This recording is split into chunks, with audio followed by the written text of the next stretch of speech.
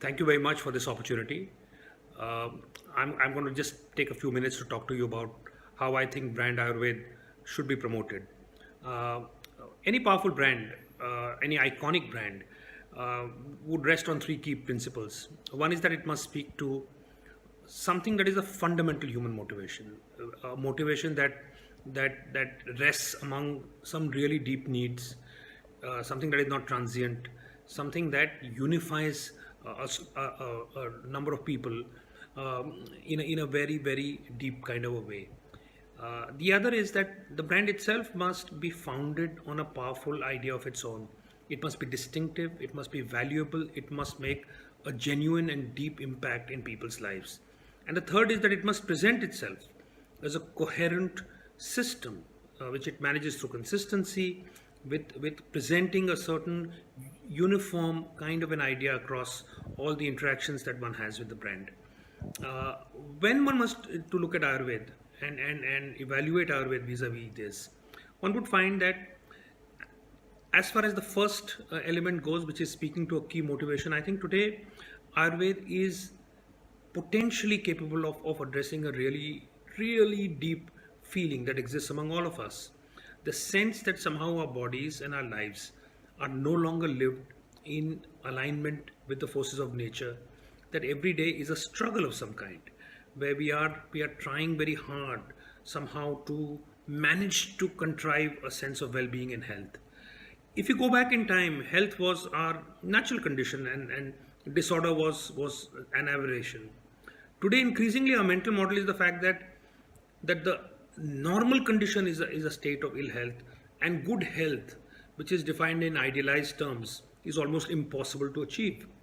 This kind of a struggle that we feel, and therefore as a result we distrust the food that we eat. Every element of the food is broken down and viewed with suspicion. We distrust the air that we breathe in. We think it is poison, and it is poison. We are suspicious of the water we drink. Everything around us seems, and the medications that we take in order to help ourselves create complications of their own. And this is not no longer a marginal feeling. This is increasingly a mainstream view of the problems of modern living. When we come to the second element, does Ayurveda have a strong, powerful idea that will respond to this need? And the answer is an unequivocal yes. Ayurveda is an alternative way of living. It is not simply about a different way of tackling disease. It harmonizes the body with nature. It thinks of balance and harmony as its central principles. And it is therefore, and is an ancient system tested through time, and therefore is capable of providing a powerful kind of a counterpoint to what exists in the world today. Now, if you were to then look at the reality of where Ayurveda is, you would find that, however, this potential that the brand has is far from being realized. There are great examples of individual success stories. There are companies that market brands successfully and products successfully. There are centers that have reputations and that do extremely well. But overall, as a system, Ayurveda lacks a certain legitimacy and a certain credibility, and a lot of it has to do with how the third element, how it has presented itself. Ayurveda today comes through as a fragmented system. There, if I wanted to go and get Ayurvedic treatment, or get an Ayurvedic view on my life, it's not readily accessible. There is no certification. There isn't a cadre that I can trust. There aren't experts that are uniform, that have universal qualifications. There are colleges. There are education is being geared in this space, but it is far from being satisfactory. Distribution and access points are also sketchy, not easy to get. The protocol of treatment varies widely. It is individual specific, dependent entirely on faith and on sort of stumbling into solutions that might work for you. This is a fundamental issue, and this system. So the key task for brand Ayurveda is to make this the system work, and provide a certain coherence and a certain reassurance to people who are seeking it but today are not finding it. And certainly a body like this, a vantage point like this, where the state takes a certain amount of responsibility, it must create, in terms of education, a coherent system, in terms of investment in ensuring a certain standardized protocol, and in ensuring that there is access that is more readily available to people. The one thing that I would emphasize, however, is that while it is critical that Ayurveda comes through as a system, it must be underscored that it is an alternative system and not just an alternative way of addressing an existing problem, but a way of reimagining the problem itself. And I think if it loses that specialness, if it loses the fact that it is not just about instead of going to Dr. X, you go to Dr. Y, instead of taking pill A, you take pill B. It is about leading and living your life differently. It is about thinking of your body differently. It is only when Ayurveda arrogates to itself this expertise to challenge existing systems, particularly at the level of the government, particularly at the level of brand Ayurveda. It is very important that the integrity of Ayurveda's core philosophy is maintained. We must create new rules. We must create new paradigms.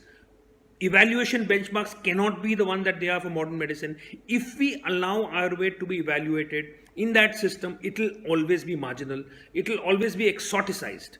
And I think this is likely to be the biggest challenge for this brand, because always the temptation is to say, let us do research of a kind that will pass muster using protocols of the Western world. Let us try and follow and show them that, even this, by your standards, Ayurveda works just as well. And to me, this as an approach, it would perhaps be a mistake. It's important to develop, it is important for us to come through as a system, but the rules and the paradigms must be coherent and must be aligned with the principles of Ayurveda and not some other system. Because that fundamentally is a battle that cannot be won.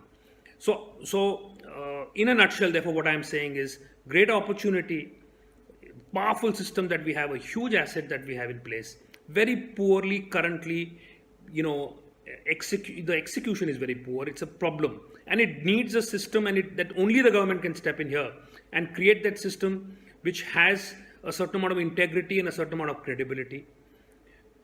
But the way in which it is marketed needs to be aligned with the principles of Ayurveda. The fact that it is specific to it, very context sensitive, it takes on board the nature of the person and not just the nature of the disease. It is about how we lead our lives and not just about popping pills. It integrates, therefore, the mental, the spiritual, the physical. All of these must become central parts of how we imagine this brand. It is a long task. It is not easy, but I think that's the way to do it. And if we want the scale of ambition for brand Ayurveda, we just don't want it to be a marginal player. The brands will continue to do what they do, companies will continue to do what they do, but the backing that they need is a backing of a much larger belief in Ayurveda, and I think that is a task that I think a group like this needs to address. What it will break down into, what kind of strategies therefore must come into place is a bigger question that needs deeper engagement, but I think this is the principle that I would strongly urge that we keep in mind when looking at this question. Thank you very much for your time. I appreciate it very much.